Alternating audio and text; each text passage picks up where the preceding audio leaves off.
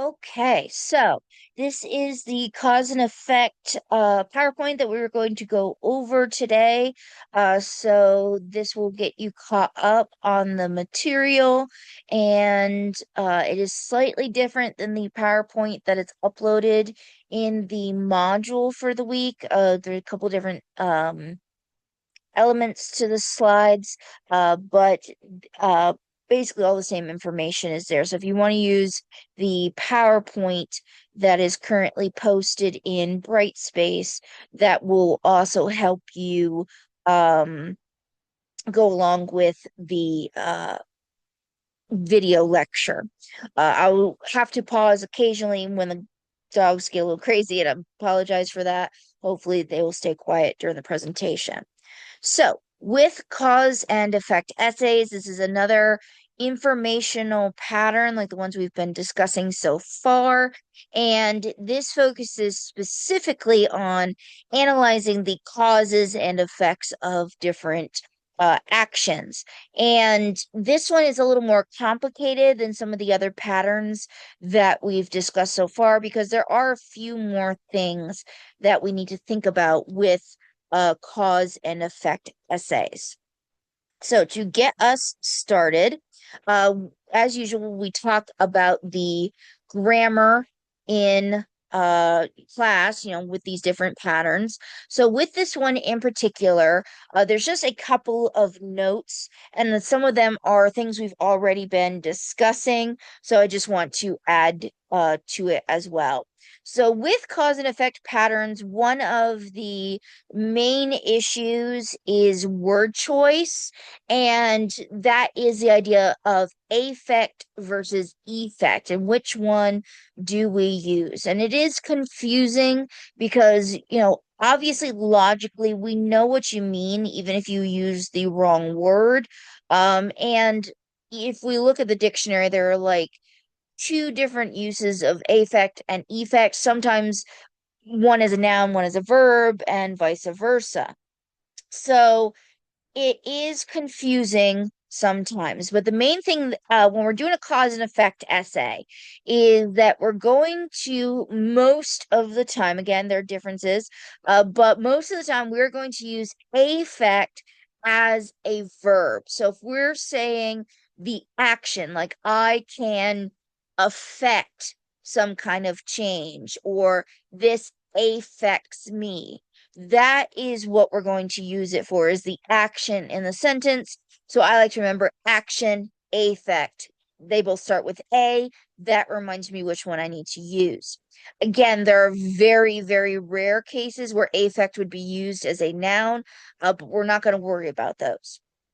Effect is usually, again, you could, there are very rare cases use it as a verb, but again, we're not going to worry about that. The majority of the time, effect is going to be the noun. So what that means for us is we have to think about in the sentence, do I mean this word to be the action that is happening in the sentence or a discussion of the results of some action?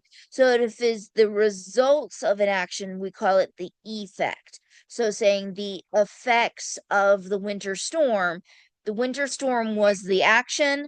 We're discussing the results, so it's the effects.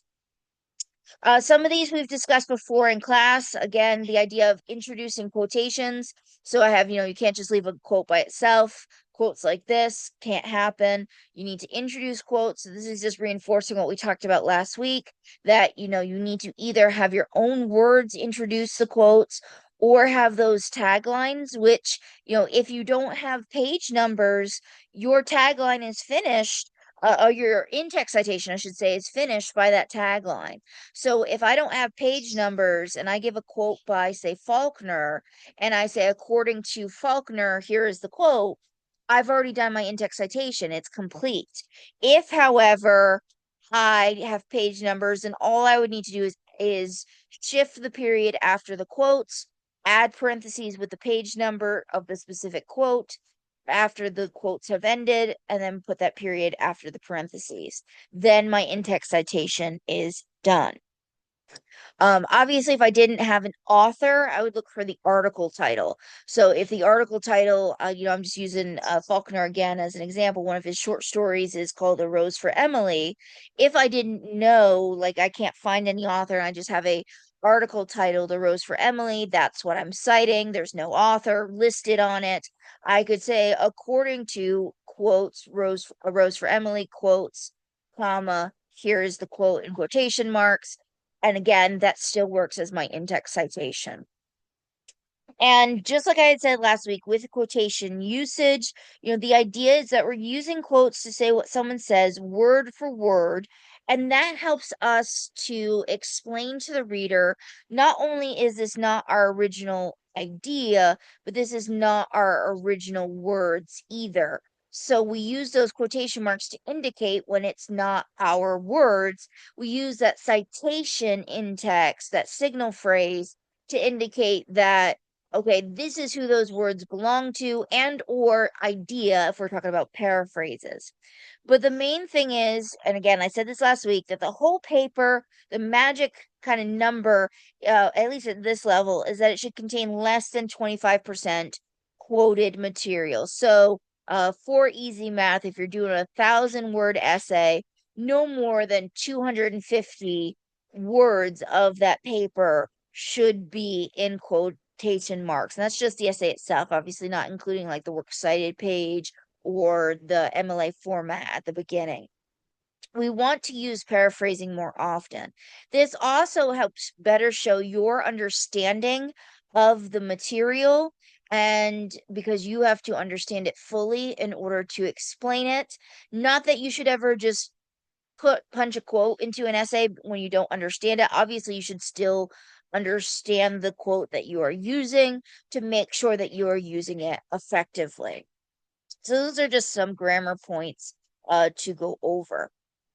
All right, so for a cause and effect essay, there's a lot of different reasons that we might be writing these essays. Obviously, it is mainly categorized as an informational essay because we are focused on informing about either the past of, this is what led to something, and this is what led from something occurring, or we can also use it to look at the present or future. Sometimes that is possibly also used to persuade. So we're trying to explain to someone why a certain action should or should not be done based on causes and or effects.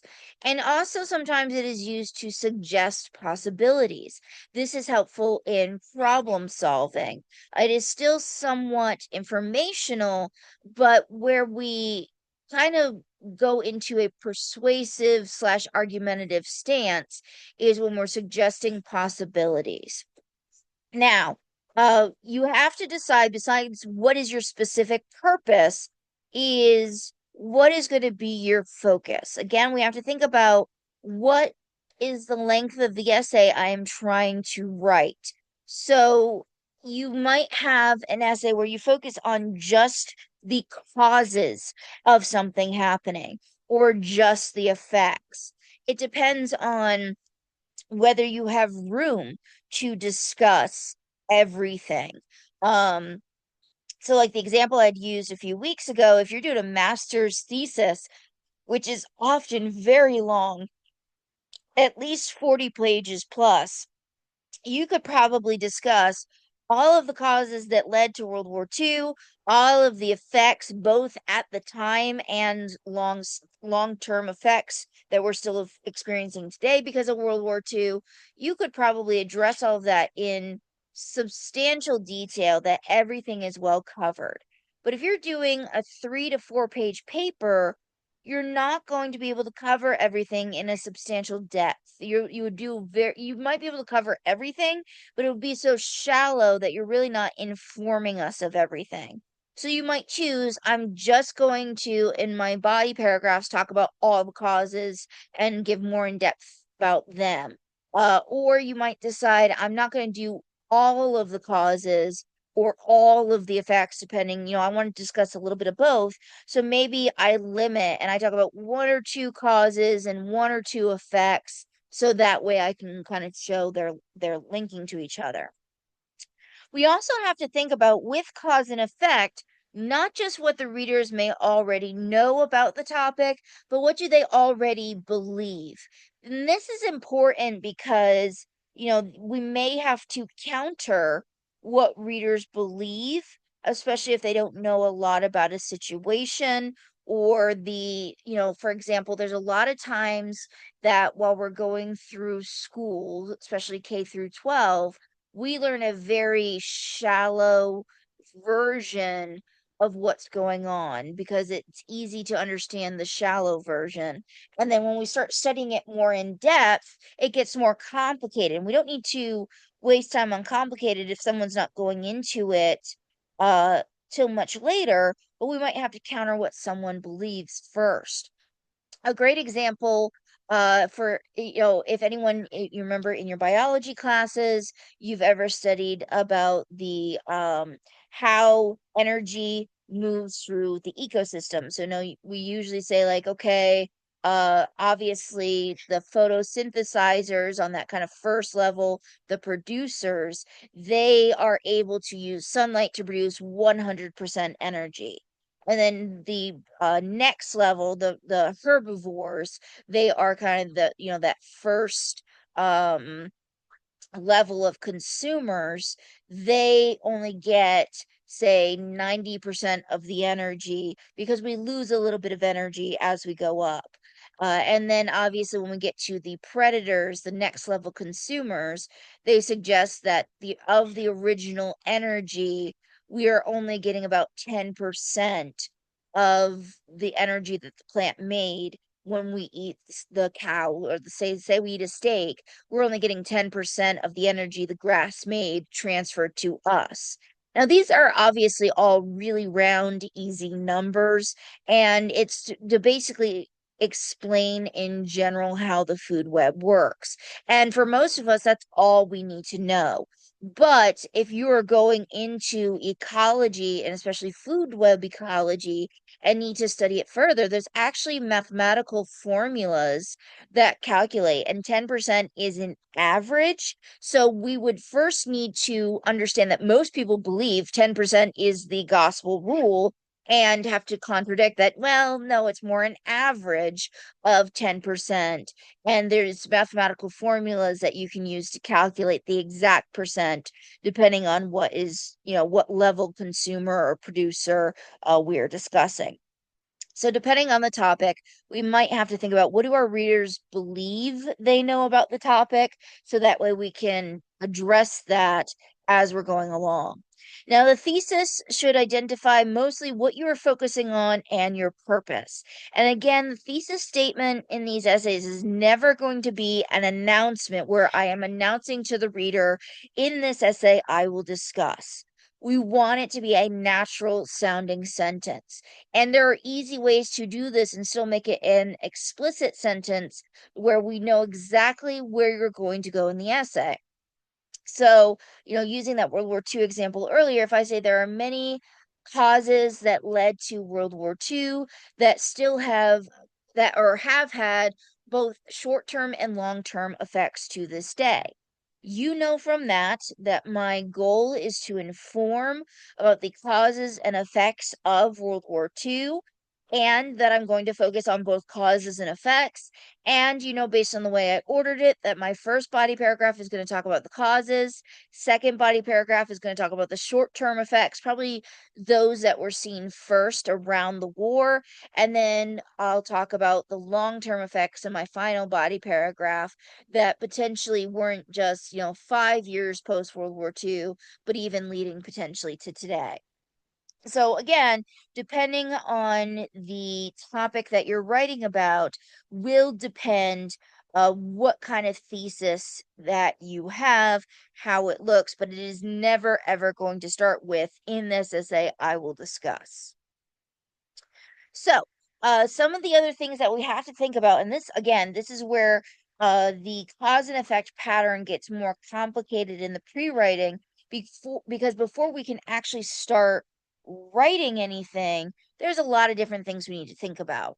So one of the things is a causal chain, which we'll get into in a minute, basically explaining that, how much, again, how much can we discuss in a paper? Primary versus secondary causes and effects.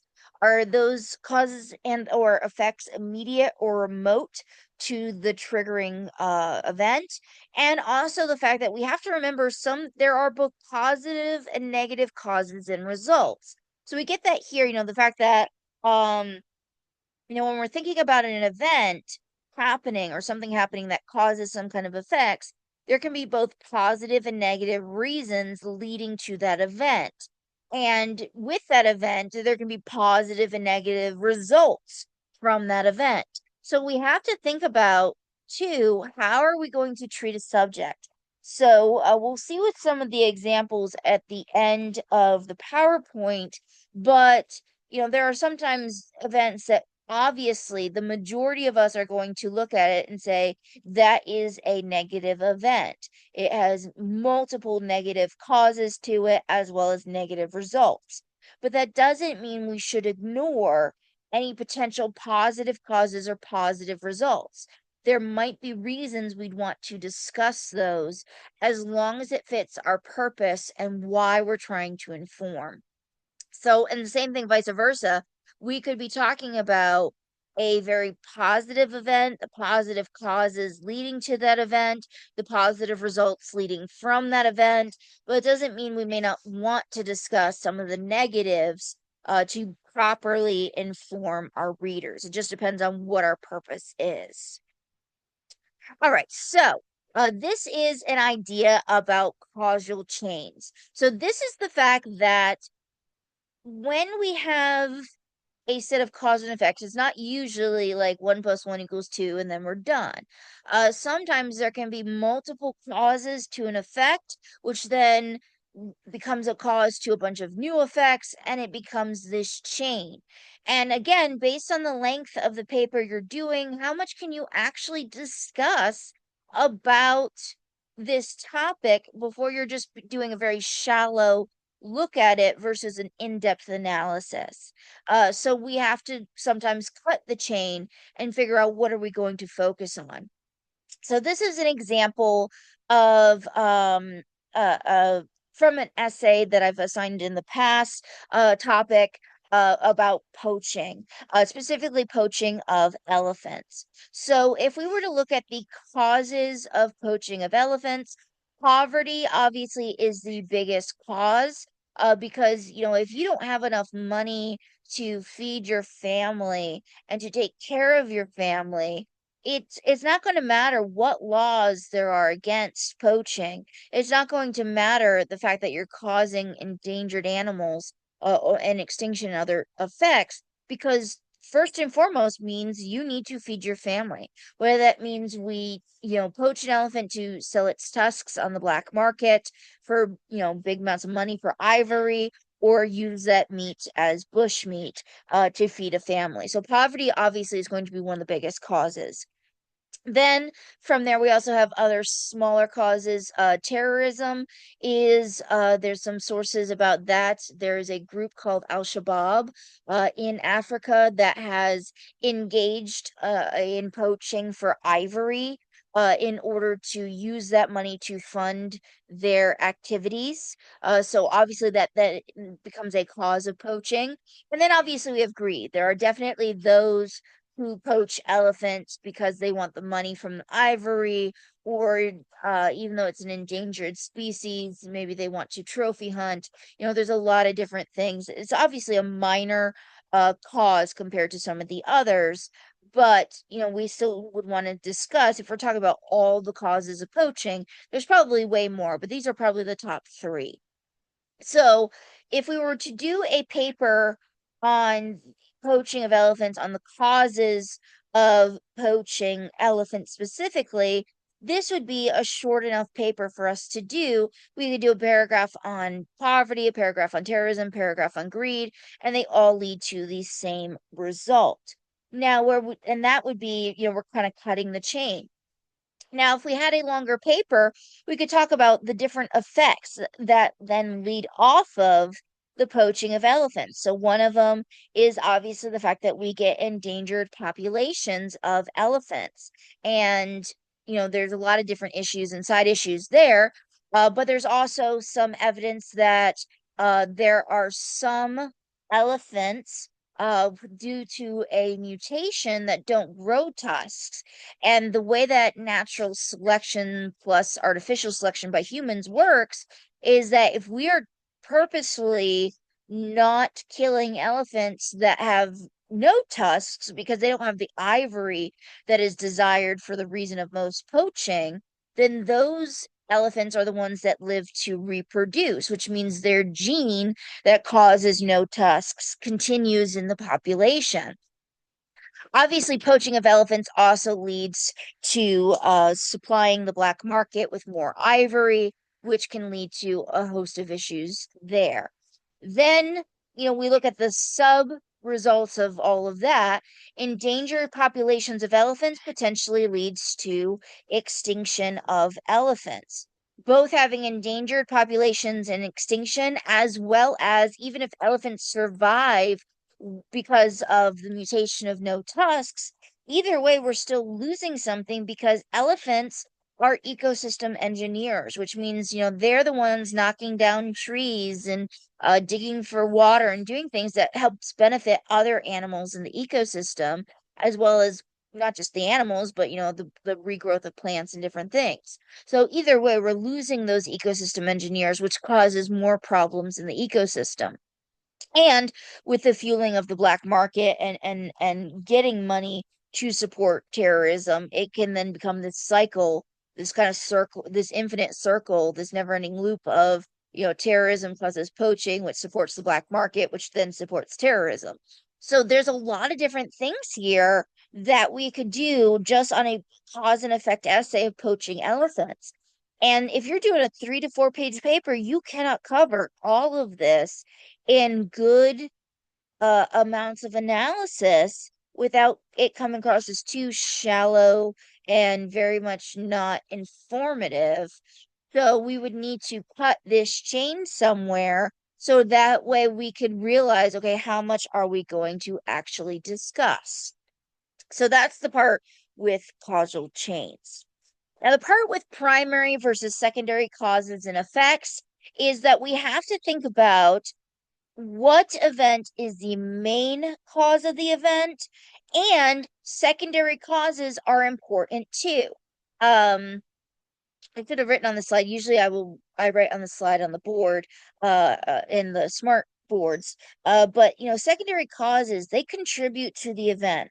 They aren't the main reason the event happens, but they are still very important. So for example, those of you who are interested in healthcare, if you have a patient who is presenting with a heart attack or a stroke, we have to figure out what was the primary cause that led to this condition. Once, we fix what's going on, hopefully, but we have to figure out the primary cause that caused this significant medical issue in order to prevent it happening again. So we usually look at what could have caused, as well as, is there something in the patient's medical history that could have caused this? So using the example of a heart attack, if the patient either then is diagnosed or already has a history of heart disease, hypertension, and type 2 diabetes, obviously heart disease is probably the primary cause that caused the heart attack. That makes the most sense. But we can't ignore and just complete dismiss hypertension and type 2 diabetes because those could have contributed to the event. So, for example, say they're taking medicine for the heart disease, say congenital heart failure, and that seems to be under control, but their hypertension's not, or their diabetes is out of control. That could have contributed to too much stress on the body that caused the heart attack. So even though the primary cause is the person has a heart disease that is then exacerbated by these secondary causes, we still need to pay attention to the secondary causes in order to treat the patient. Obviously, this is not just medical, these are just some key examples.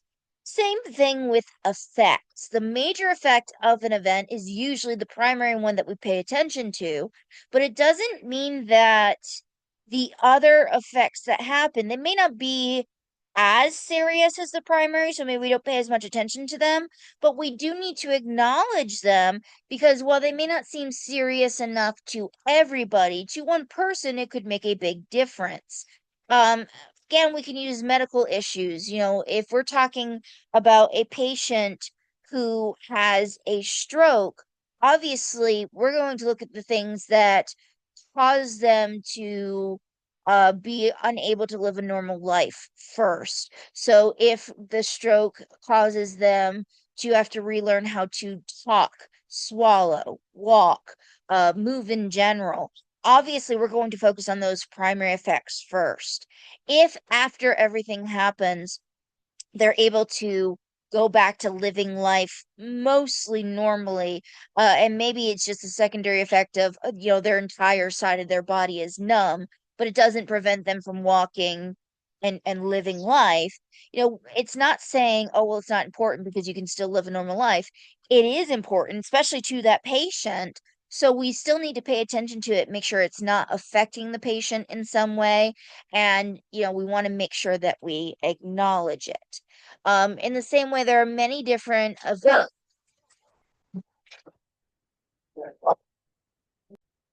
Sorry about that. My coonhound saw a mail truck and apparently decided it was a threat. Uh, she always has to bark at everything. With that secondary, primary, secondary effect, primary, secondary cause, again, this isn't just medical. Obviously, those are convenient examples, but there are a lot of different events that happen that cause effects that we have to think about. Okay, this is the main effect that everyone's focusing on, but maybe this other effect is super important to people. It's just not affecting a lot of people, but we still need to acknowledge it. So we want to make sure to think about where we can. You're not going to be able to think about every little cause and effect, every little um potential issue from something, but you might be able to talk about something that is unique perspective to someone else just by the fact that you're considering something that maybe someone else would consider a secondary effect or a secondary cause, but is still important to what is happening. Part of this too is we also have to look at what is an immediate versus remote cause, because sometimes the immediate cause is the thing that is present closest to the event happening, but it may not be the primary cause. So, for example, if we think about flooding, the immediate cause is too much water in an area that the ground or sewer system or whatever cannot absorb the water fast enough. So we get water backing up into, say, the street. But if we think about the primary cause, it might be too much rain. If there's too much rain, then that would be the reason we have flooding, not just randomly water there. If a water pipe breaks, that might be, the primary cause that leads to the more immediate cause. Also, looking at remote causes, just because it's further away from the event, we those are the cases where if one thing hadn't happened, we wouldn't have had other things happen. So, for example, in I believe 2011, there was a tsunami that hit Japan, and it destroyed the ability of the reactors to cool down at the Fukushima Daiichi nuclear facility. And because of that, it caused the reactors to melt down, causing a nuclear meltdown of the facility. So now, when we talk about that disaster, most people who discuss that event think about the nuclear meltdown, because that is the immediate cause of the meltdown was the reactors being destroyed. That was the immediate cause of severe consequences to many people on the island, as well as further away. There were discussions a lot at that time period about whether the radiation would leak not just into the surrounding areas on that particular island in Japan and how it would affect people and the ecosystem there, but what if that radioactive material leaked into the ocean? What kind of effects is it going to cause, not just in, say, the beach area of that island, but potentially as it gets carried out to sea? What is it going to cause to the ocean and its animals? What if it brings that radioactive material to, say, another island like the Hawaiian Islands or the Samoan Islands, or, even further away to, California? So what is going to happen because of this? Now, we have to remember that the remote cause is important in this event, because if there had not been a tsunami, which was probably itself the result of an earthquake, there wouldn't have been a nuclear meltdown, because everything about that, when they reviewed everything, everything about the nuclear facility was working properly. It was a natural disaster that caused this issue. So we have to remember that remote and immediate causes, sometimes we tend to look at the immediate cause and blame it on that, but we have to look at what are potential remote issues as well, because we might find that the primary cause could be the immediate cause, but it could also be something more remote.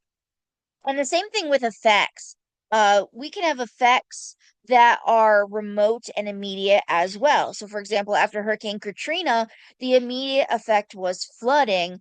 And a few days later, remote from that event, was the fact that all of the flooding. So, as I was just saying, sorry, the dog started growling again.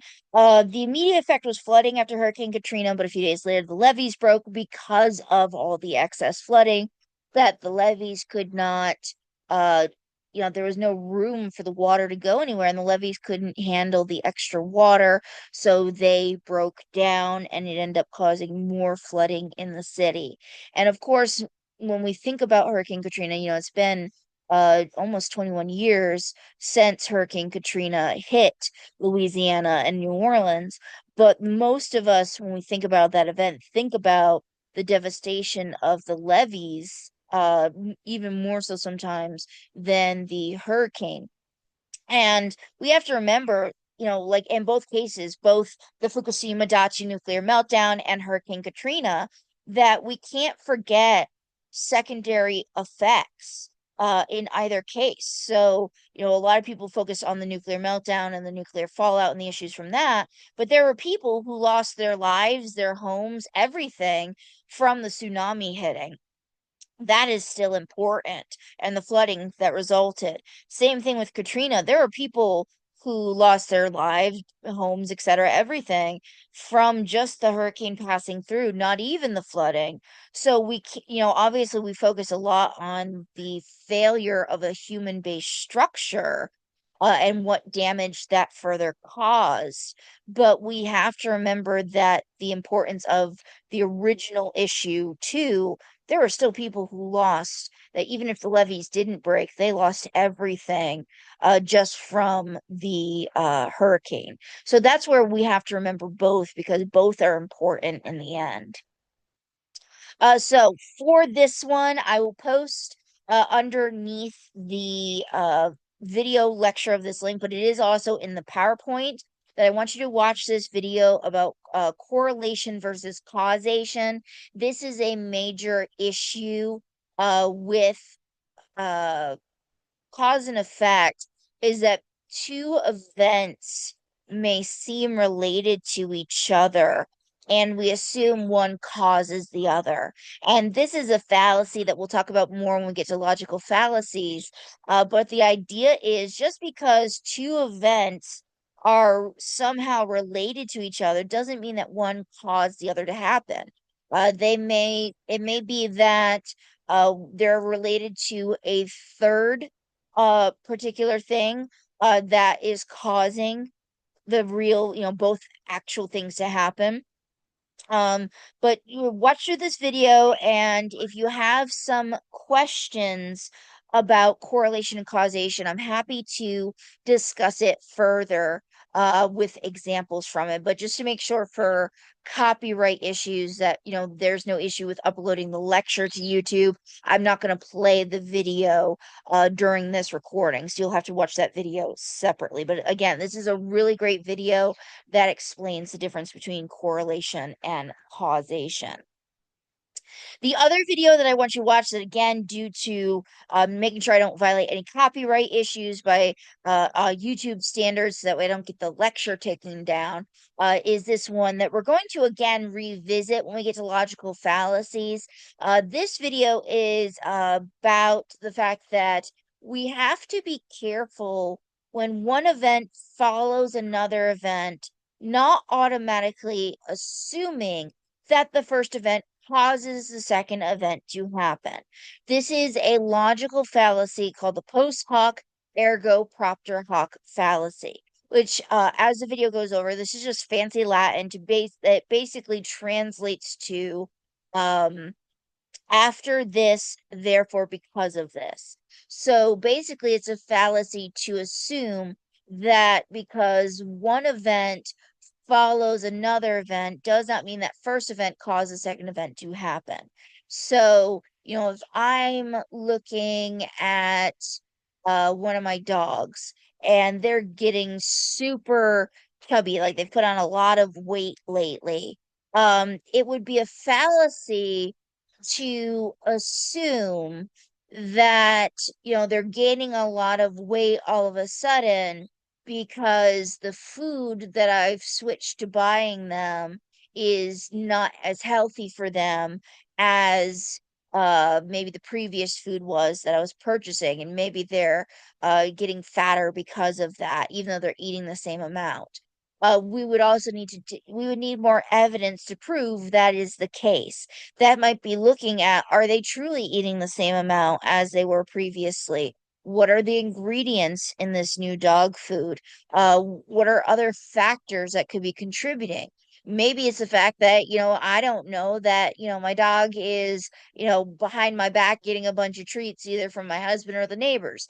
That could be contributing probably more likely. So just again, watch through this video so that you can see how this fallacy works. But the main thing is that with a cause and effect relationship, whether we're looking at something that has happened in the past or we're suggesting possibilities of what could happen, we need to make sure that we are only asserting a cause and effect relationship when we have direct evidence to do so. All right, so again, that's, it's a lot of things to think about with the pre-writing, but once we've kind of figured out what we're going to do, then we can start actually writing the essay itself. Now, for organization, it kind of depends on the topic, what you're going to do. You could do it as, if you're doing a purely cause-based essay or purely effects-based essay, emphatic would probably be the best choice to use. So that way, again, you're thinking about these are the top three effects of this event. Then maybe my second best goes as my first paragraph, my weakest as my middle, and then my third body paragraph is my strongest reasoning of effect that everyone needs to pay attention to. So depending on what you're talking about, it might need to be chronological. Like if we're doing a cause and effect essay on the Fukushima Daiichi nuclear meltdown, we would probably need to talk, in paragraph 1 about the uh, earthquake leading to the tsunami, and then the second paragraph about the meltdown, and then the third paragraph about the short and long-term effects. If you're doing cause and effects both in an essay, you might do a mixture of these. So chronologically, we want to discuss the causes before the effects. That makes more sense in an essay. But also, it depends again on the length of the essay. If you are, doing a short essay, you're probably going to have maybe one paragraph or two max on a couple of causes, and then one or two max on a couple of effects that you don't really have room to do emphatic. You probably just want to do that chronological causes, then effects.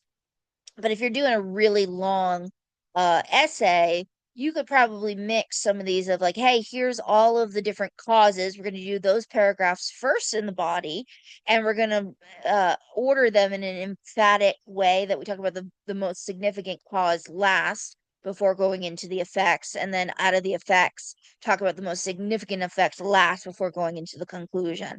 Again, it kind of depends on your topic and the length of the essay.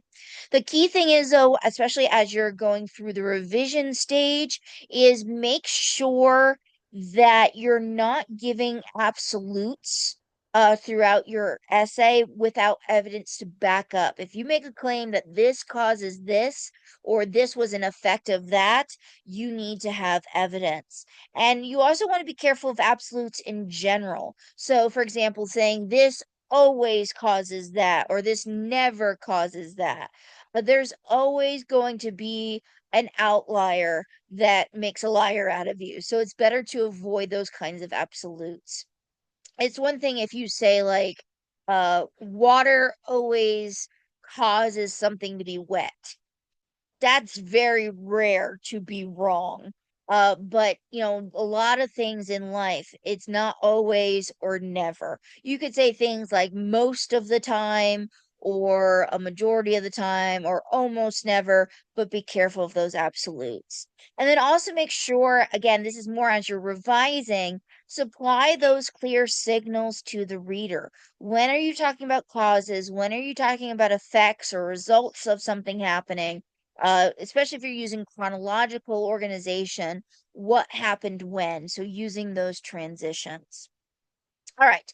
Usually we would practice this on the board. So I'm going to keep this part short because obviously we're not going to be able to.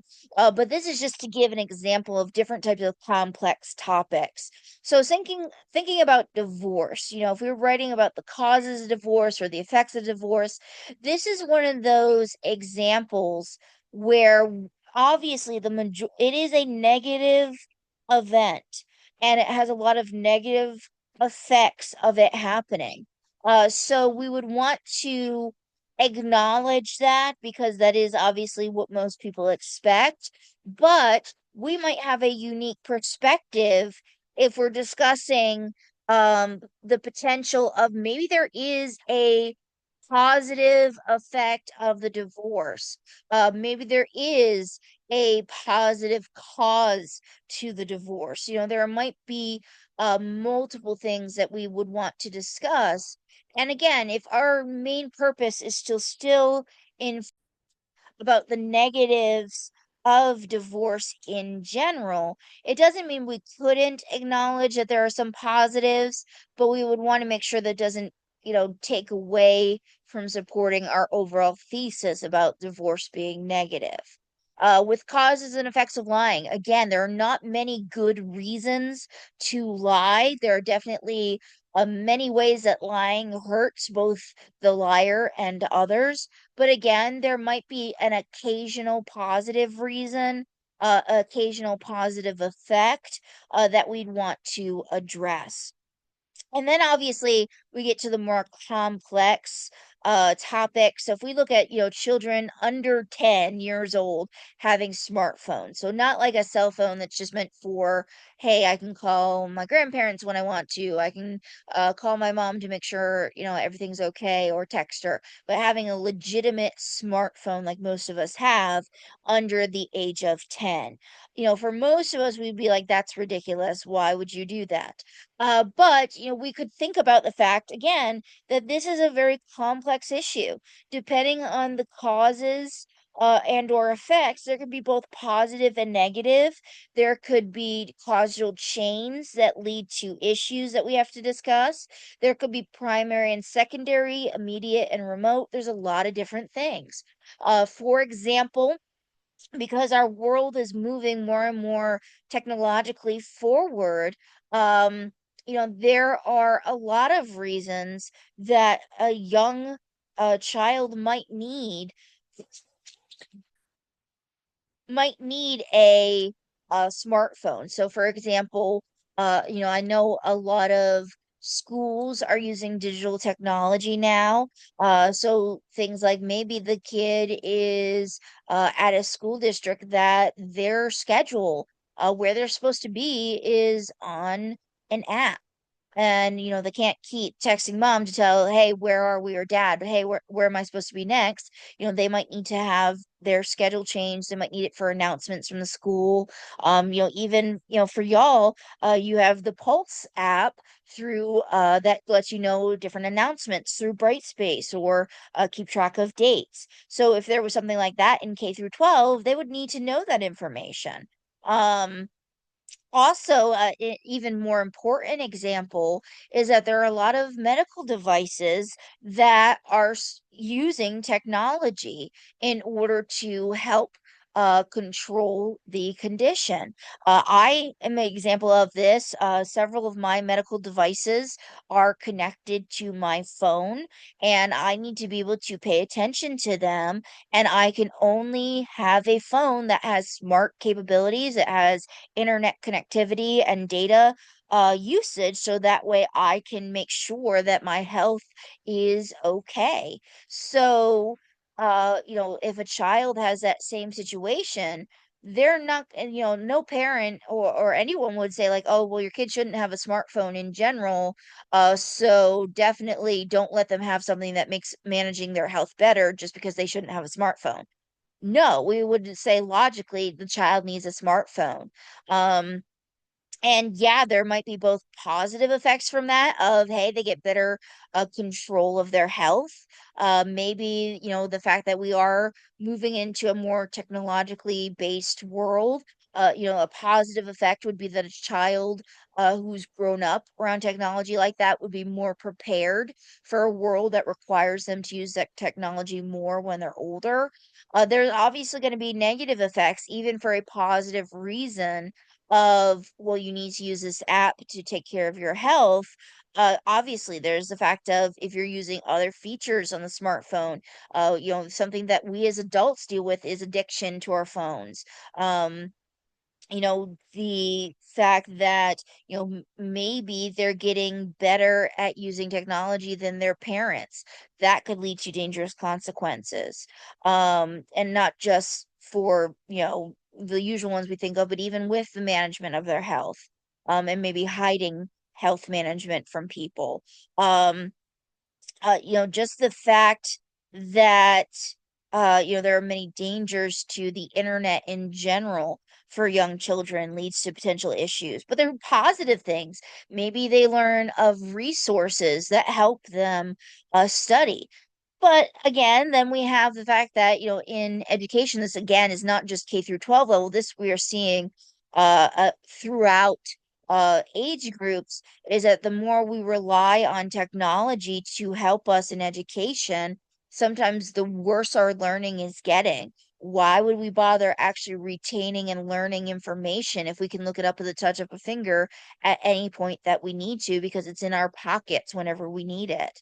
Why would we have an attention span if, I can get my answer in 3 seconds? So there's definitely a lot of back and forth, that some of these issues are a lot more complicated than others. So we would want to think about, for all these different complicated issues, how are we going to address them in an essay? So again, I will make sure those links are individually posted for those two videos I want you to watch about the post hoc ergo propter hoc fallacy and correlation versus causation with this lecture video. If you need to, though, they are also in the PowerPoint to watch those. So thank you for listening. And again, if you have any questions at any point about any of this material, since we didn't get to go over it in class together, please reach out.